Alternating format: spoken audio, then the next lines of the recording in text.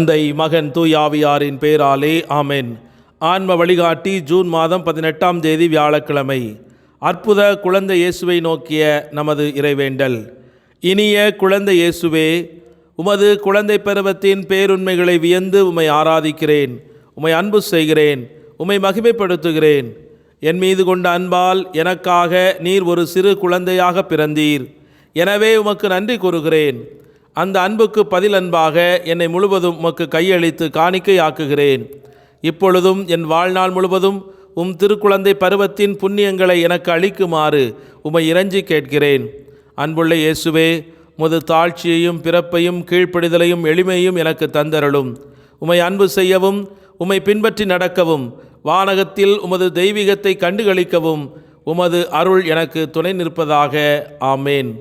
மத்தேயு நற்செய்தி 6ஆம் அதிகாரம் 14 முதல் 15 முடிய உள்ள இறை வார்த்தைகள். மற்ற மனிதர் செய்யும் குற்றங்களை நீங்கள் மன்னிப்பீர்களானால் உங்கள் விண்ணகத் தந்தையும் உங்களை மன்னிப்பார். மற்ற மனிதரை நீங்கள் மன்னிக்காவிடில் உங்கள் தந்தையும் உங்கள் குற்றங்களை மன்னிக்க மாட்டார். இது கிறிஸ்து வழங்கும் வாழ்வு தரும் நற்செய்தி. கிறிஸ்துவே உமக்கு புகழ். சிந்தனை. இயேசுவின் மதுரமான திரு இதயத்தின் முக்கிய பண்பாக அவரை அன்பு செய்கிற பிள்ளைகளுக்கு இரக்கத்தை அளவின்றி பொறுகின்றார். அதனை இன்று நாம் சிந்திக்கவிருக்கிறோம். ஒரு பெரிய அரண்மனையை நோக்கும்போது அதன் அமைப்பையும் ஒழுங்கையும் விசித்திர வேலைப்பாட்டையும் அதிலுள்ள அலங்கார தட்டுமுட்டுக்களையும் முதலாய் நுணுக்கமாய் கவனித்து ஆச்சரியப்பட்டு என்ன அழகிய கட்டிடம் என்று சொல்லி சந்தோஷப்படுகிறோமே ஒழிய அவ்வழகிய அரண்மனையை தாங்கி நின்று கண்ணுக்கு தெரியாமல் மண்ணில் புதைந்து கிடக்கும் அதன் பலமான அஸ்திவாரத்தை பற்றி நாம் கொஞ்சமும் யோசனை செய்வதில்லை. ஆனால் அந்த அஸ்திவாரம் இல்லாவிட்டால் அரண்மனை எங்கே, அதன் அழகு எங்கே, அலங்காரம் எங்கே?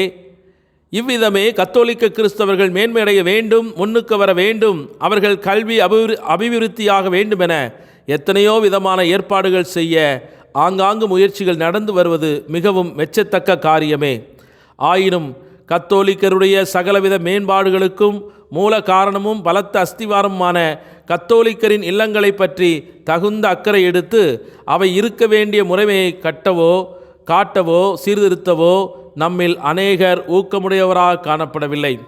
ஏனென்றால் இயேசு கிறிஸ்துவின் அடித்தளத்தில் உருவான திருச்சபையின் தலைமைகளுக்கு கீழ் செயல்பட்டு கொண்டிருக்கிற ஒவ்வொரு திருச்சபையின் உறுப்பினர்களுக்கும் இத்தகைய கடமை உண்டு.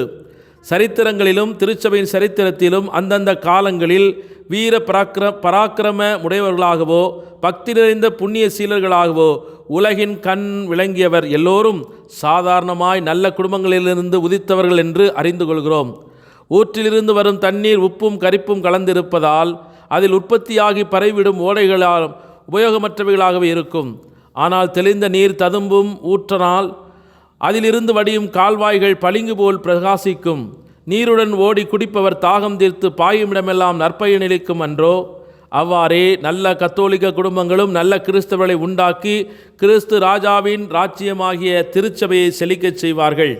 ஆகவே நம்முடைய குடும்பங்களை இயேசுவின் மதுரமான இருதயத்தின் அன்பிலே வளர்த்து அதன் மூலமாக கட்டியெழுப்பப்பட்ட திருச்சபையின் நீட்சியாக நாம் ஒவ்வொரு பிள்ளைகளையும் வளர்க்க வேண்டும் என்று இறையருள் வேண்டி இணைந்து மன்றாடுவோம்.